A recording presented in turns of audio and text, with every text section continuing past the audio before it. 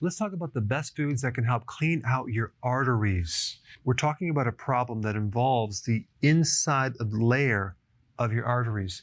It's called the endothelial layer. And if there's a dysfunction with this layer, you get inflammation. And you also get scar tissue, fibrosis. You also have calcium buildup and cholesterol buildup. And you can also have a clot, which is a little bit different. And one of the absolute best tests to figure out what's going on the inside of your arteries is this right over here. It's the coronary artery calcification test, or scan. Get it from your doctor. It's pretty quick. It's not that expensive. It's way more valuable than a cholesterol test because it's measuring the amount of calcium buildup in your arteries, which is one of the best predictors of mortality from all deaths. So it's a really important test. It should be 0, but sometimes it could be 100, 200, 500, 700, even 1,000 or more.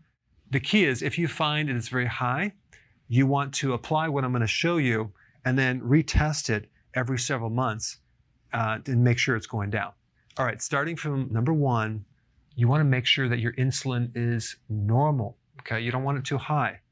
And you do that by dropping your carbs. So anything low carb would be very, very therapeutic to your arteries. So you want to do a low carb diet, ketogenic diet, and you want to do fasting. Okay, very, very important because that will lower insulin. Insulin will cause inflammation in the inside of the arteries, and the artery will become thickened, and you may even develop a clot. There'll be inflammation and something called AGE, advanced glycated end products. That's a situation that occurs where the inside of your artery, the proteins become unusable. They're damaged.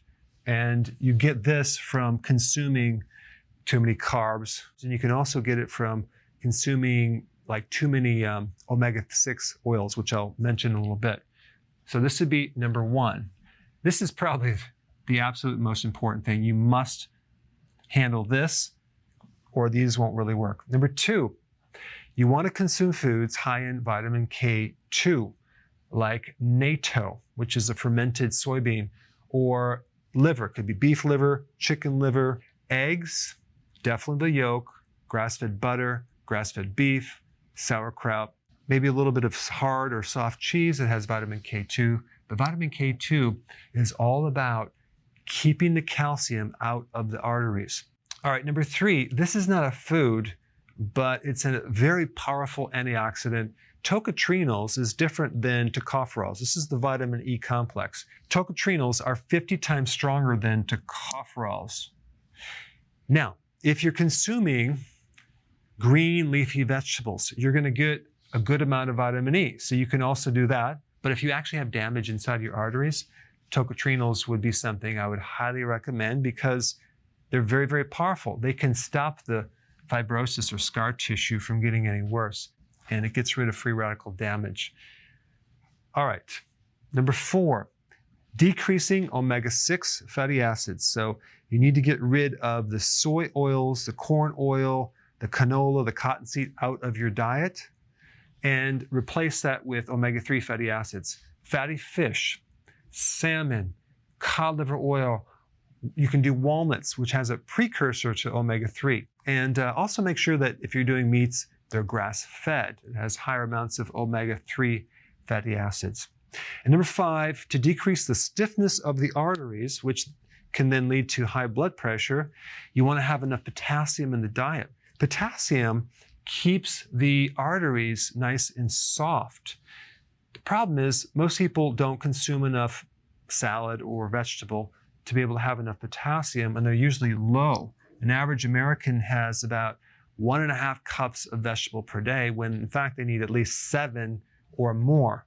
And so that'll give you the potassium to really help your blood pressure. You can also get it in a good electrolyte powder. Now, the other thing is vitamin D. Vitamin D is very, very important in keeping your blood pressure low. It supports this dysfunction in a very big way. It can help your arteries from a lot of different angles. So vitamin D, it's almost impossible to get it from food. You can get it from fatty fish and cod liver oil, but the best way is through the sun or a supplement. Here's the thing. You need about at least 10,000 IUs of vitamin D or even more to drop blood pressure. But you'll actually see that blood pressure will come down when you take it. So the combination of potassium and vitamin D is very, very powerful in keeping the arteries from being too stiff. Now, there's another good remedy for high blood pressure, pomegranate. Okay, you can get it as a supplement or consume the seeds in your salad. It has great properties to lower blood pressure. So there you have it, some foods to focus on to keep your arteries clean. Hey, before you go real quick, I have a course entitled How to Bulletproof Your Immune System. It's a free course. I want you to take it. And here's why.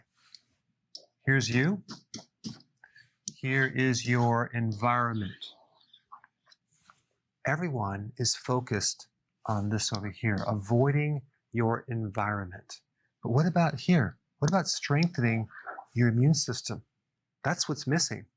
This course will show you how to bulletproof yourself, and so you can tolerate and resist your environment much better by strengthening your own immune system. I put a link down in the description right down below. Check it out and get signed up today.